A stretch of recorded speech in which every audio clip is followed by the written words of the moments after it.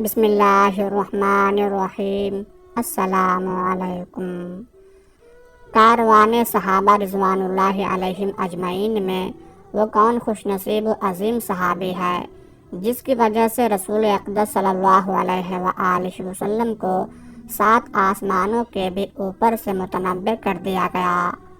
وہ کون ہے جس کی شان میں حضرت جبرائیل امین علیہ السلام اللہ تعالیٰ کی جانب سے وحی لے کر رسول اکرم صلی اللہ علیہ وآلہ وسلم کی خدمت اقدس میں حاضر ہوئے؟ یہ عظیم المرتبہ شخصیت حضرت عبداللہ بن مکتوم رضی اللہ تعالی عنہ کی ہے، جنہیں مؤذن رسول صلی اللہ علیہ وآلہ وسلم کا بھی اعزاز حاصل ہے۔ حضرت عبداللہ بن مکتوم رضی اللہ تعالی عنہ مکی اور قریشی ہیں۔ آپ رسول اللہ صلی اللہ علیہ وآلہ وسلم کے قریبی رشتہ دار بھی ہیں۔ وہ اس طرح کہ آپ ام المومنین حضرت خدیجۃ الکبریٰ رضی اللہ تعالی عنہ کے ماموزاد بھائی تھے۔ ان کا باپ قیس بن زید تھا اور ماں کا نام عاتقہ بنت عبداللہ، اور انہیں ام مکتوم کے نام سے اس لیے پکارا جاتا کہ ان کے ہاں حضرت عبداللہ بن مکتوم یعنی نابینا پیدا ہوئے تھے۔ حضرت عبداللہ بن مکتوم رضی اللہ تعالی عنہ نے دل کی آنکھوں سے وادی مکہ معظمہ میں اسلام کی نورانی کرنوں کا مشاہدہ کیا۔ اللہ تبارک و تعالی نے اپنے فضل و کرم سے اسلام کے لیے ان کے سینے میں انشراح پیدا کر دیا۔ آپ بھی ان صحابہ کرام رضوان اللہ علیہم اجمعین میں سے ہیں جنہوں نے اسلام قبول کرنے میں سبقت حاصل کی۔ تحریک اسلامی کے ابتدائی دور میں صحابہ کرام رضی اللہ عنہم کو جن مشکلات سے دوچار ہونا پڑا، جناب عبداللہ بن مکتوم رضی اللہ تعالی عنہ نے بھی خندہ پیشانی سے ان مشکلات کا سامنا کیا۔ آزمائش کے اس نازک وقت میں آپ کے پائے استقلال میں کوئی لغزش پیدا نہ ہوئی اور نہ ہی آپ کی جرأت ایمانی میں کوئی اضمحلال پیدا ہوا، بلکہ اس ابتلا کی بھٹی سے کندن بن کر نکلے۔ کتاب الہی، دین اسلام اور رسول مقبول صلی اللہ علیہ وآلہ وسلم کے ساتھ محبت میں 2 قدم اور آگے بڑھ گئے۔ رسول اکرم صلی اللہ علیہ وآلہ وسلم کی خدمت اقدس میں رہتے ہوئے قرآن مجید کو حفظ کرنے کی طرف متوجہ ہوئے۔ آپ نے فرصت کے ہر لمحہ کو غنیمت جانتے ہوئے رسول مقبول صلی اللہ علیہ وآلہ وسلم کی محفل سے علم و حکمت کے گراں قدر جواہر پارے اپنے دامن میں سمیٹنے کی بھرپور کوشش کی۔ ان دنوں سرور عالم صلی اللہ علیہ وآلہ وسلم کی دلی تمنا تھی کہ کسی طرح سرداران قریش حلقہ بگوش اسلام ہو جائیں۔ ایک مرتبہ عتبہ بن ربیعہ، عمر بن حشام، امیہ بن خلف، ولید بن مغیرہ رسول اکرم صلی اللہ علیہ وآلہ وسلم کے پاس بیٹھے ہوئے تھے اور آپ صلی اللہ علیہ وآلہ وسلم انہیں اسلام کی دعوت دے رہے تھے، اور دل میں یہی شوق و جذبہ موجزن تھا کہ یہ لوگ دعوت اسلامی قبول کر لیں تاکہ میرے جانثار صحابہ رضی اللہ عنہم ان کی اذیتوں سے بچ جائیں۔ محفل جمی ہوئی تھی، وہ ہمہ تنگوش اسلام کا پیغام سن رہے تھے۔ اسی دوران حضرت عبداللہ بن مکتوم رضی اللہ تعالی عنہ وہاں پہنچ گئے۔ آتے ہی رسول اقدس صلی اللہ علیہ وآلہ وسلم سے قرآن مجید کی ایک آیت کا مفہوم دریافت کرنے لگے۔ یہ انداز دیکھ کر رسول اللہ صلی اللہ علیہ وآلہ وسلم کبیدہ خاطر ہوئے، ماتھے پر تیوری چڑھائی اور انہیں نظر انداز کرتے ہوئے سرداران قریش کی طرف بھی پوری طرح متوجہ رہے۔ دل میں یہی لگن تھی کہ یہ اسلام قبول کر لیں، دین اسلام کو غلبہ حاصل ہو اور دعوت اسلامی پروان چڑھے۔ جب محفل برخاست ہوئی تو آپ صلی اللہ علیہ وآلہ وسلم نے ابھی گھر جانے کا ارادہ ہی کیا تھا کہ اللہ تعالیٰ نے قرآن مجید کی یہ آیات نازل کر دیں۔ وہ شروع ہوا اور منہ موڑ لیا، صرف اس لیے کہ اس کے پاس ایک نابینا آیا۔ تجھے کیا خبر، شاید وہ سنور جاتا یا نصیحت سنتا اور اسے نصیحت فائدہ پہنچاتی۔ جو بے پرواہی کرتا ہے اس کی طرف تو پوری توجہ کرتا ہے، حالانکہ اس کے نہ سنورنے سے تجھ پر کوئی الزام نہیں، اور جو شخص تیرے پاس دوڑتا ہوا آتا ہے اور وہ ڈر بھی رہا ہے تو اس سے تو بے رخی برتتا ہے، یہ ٹھیک نہیں۔ قرآن تو نصیحت کی چیز ہے، جو چاہے اس سے نصیحت لے۔ یہ تو پرعظمت آسمانی صحیفوں میں ہے جو بلند و بالا اور پاک صاف ہے، ایسے لکھنے والوں کے ہاتھوں میں ہے جو بزرگ اور پاک باز ہے۔ یہ 16 آیات حضرت عبداللہ بن ام مکتوم رضی اللہ تعالی عنہ کی شان میں نازل ہوئیں، جو آج تک پڑھی جاتی ہیں اور قیامت تک پڑھی جائیں گی۔ یہ وحی نازل ہوتے ہی رسول اللہ صلی اللہ علیہ وآلہ وسلم کے دل میں حضرت عبداللہ بن ام مکتوم رضی اللہ تعالی عنہ کی محبت گھر کر گئی۔ اس کے بعد ہر محفل میں آپ صلی اللہ علیہ وآلہ وسلم ان کا خاص خیال رکھتے۔ جب بھی آپ صلی اللہ علیہ وآلہ وسلم سے ملنے آتے تو آپ صلی اللہ علیہ وآلہ وسلم ان کی عزت کرتے، اپنے قریب بٹھاتے، خیریت دریافت کرتے، اور اگر انہیں کوئی ضرورت ہوتی تو اسے فوراً پورا کرتے۔ جب قریش نے اہل ایمان کو شدید اذیتیں دینا شروع کر دیں تو اللہ تعالیٰ نے رسول اکرم صلی اللہ علیہ وآلہ وسلم کو ہجرت کی اجازت دے دی۔ پہلے مرحلے میں جن صحابہ کرام رضوان اللہ علیہم اجمعین نے ہجرت کی ان میں حضرت عبداللہ بن ام مکتوم رضی اللہ تعالی عنہ بھی تھے۔ مدینہ منورہ پہنچ کر حضرت عبداللہ بن ام مکتوم اور حضرت مصعب بن عمیر رضی اللہ عنہما نے لوگوں کو قرآن مجید کی تعلیم دینا شروع کی اور دین اسلام کی دعوت پھیلانے میں ہمہ تن مصروف ہو گئے، اور ان کی دعوت سے متاثر ہو کر بہت سے لوگ حلقہ بگوش اسلام ہوئے۔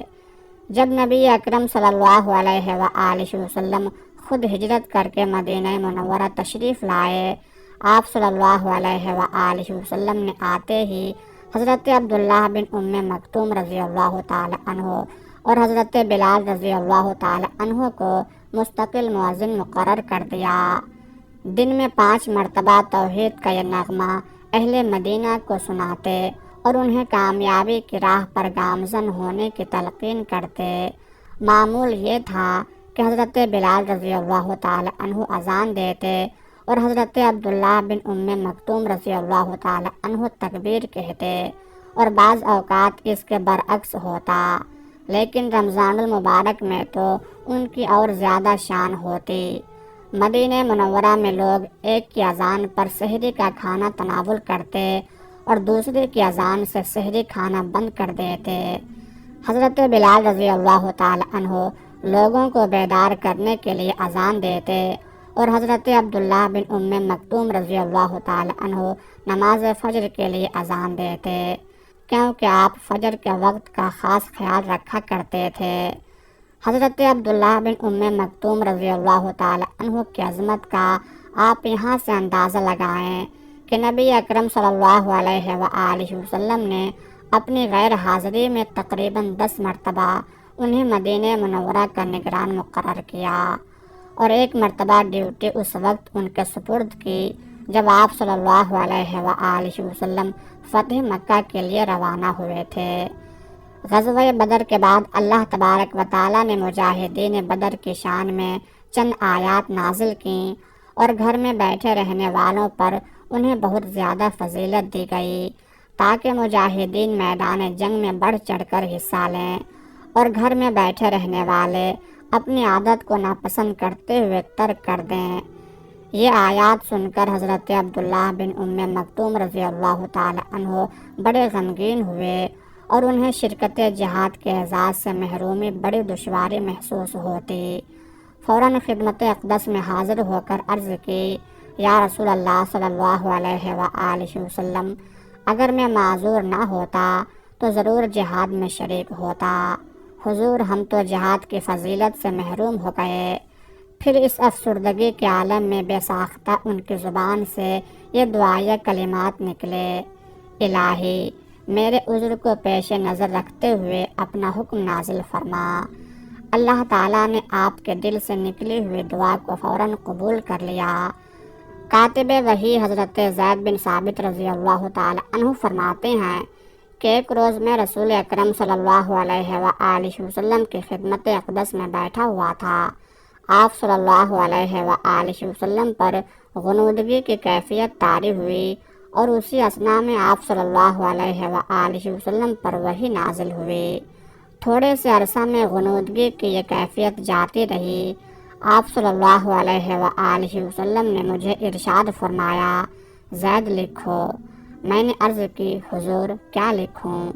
آپ صلی اللہ علیہ وآلہ وسلم نے فرمایا، یہ آیت لکھو، لا یستوی القاعدون من المؤمنین والمجاہدون فی سبیل اللہ۔ مومنوں میں سے بیٹھے رہنے والے اور اللہ کی راہ میں جہاد کرنے والے برابر نہیں ہوتے۔ حضرت عبداللہ بن ام مکتوم رضی اللہ تعالی عنہ نے عرض کی، حضور جو لوگ معذور ہیں ان کے لیے کیا حکم ہے؟ ابھی گفتگو ہو رہی تھی کہ آپ صلی اللہ علیہ وآلہ وسلم پر پھر غنودگی طاری ہو گئی۔ تھوڑی دیر کے بعد یہ کیفیت جاتی رہی تو آپ صلی اللہ علیہ وآلہ وسلم نے مجھے فرمایا، زید پہلے جو لکھا ہے اسے پڑھو۔ میں نے پڑھا، لا یستوی القاعدون من المؤمنین۔ آپ صلی اللہ علیہ وآلہ وسلم نے فرمایا، اس کے آگے یہ لکھ دو، غیر اولی الضرر، یعنی محتاجوں کے علاوہ۔ یہ سن کر حضرت عبداللہ بن ام مکتوم رضی اللہ تعالی عنہ کا چہرہ خوشی سے تمتما اٹھا۔ وہ حکم نازل ہو گیا جس کے دل میں تمنا لیے ہوئے تھے۔ حالانکہ اللہ تبارک و تعالیٰ نے معذور لوگوں کو جہاد سے مستغنی قرار دے دیا تھا، لیکن حضرت عبداللہ بن ام مکتوم رضی اللہ تعالی عنہ کے دل میں اس خیال نے انگڑائی لی کہ کیا ہوا اگر میں معذور ہوں، کیونکہ جہاد میں شریک ہو کر اللہ تعالیٰ کا قرب حاصل کروں۔ ہمیشہ بڑے لوگ بڑے کارنامے ہی سر انجام دیا کرتے ہیں۔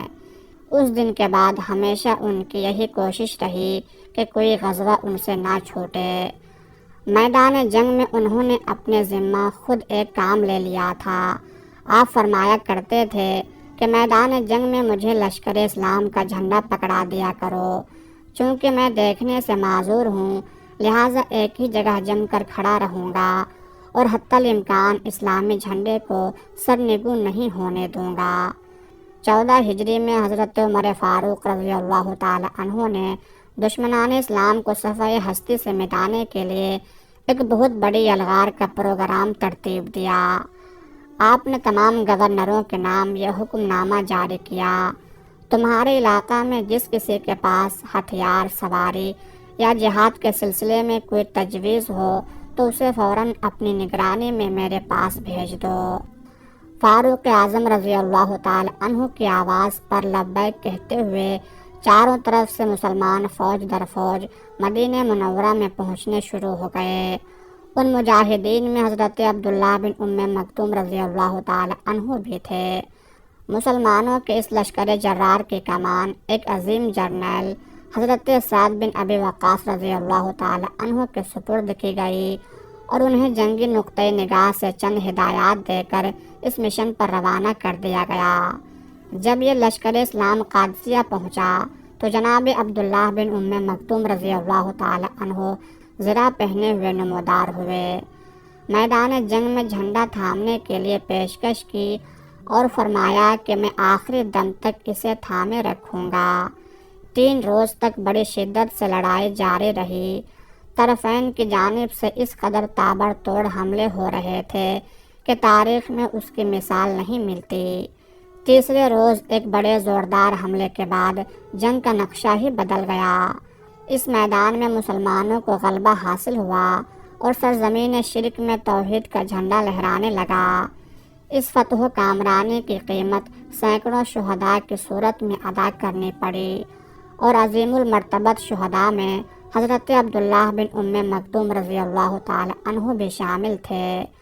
آپ اس حالت میں شہید ہو کر گرے کہ اسلامی جھنڈا آپ کے بازوؤں کی گرفت میں تھا۔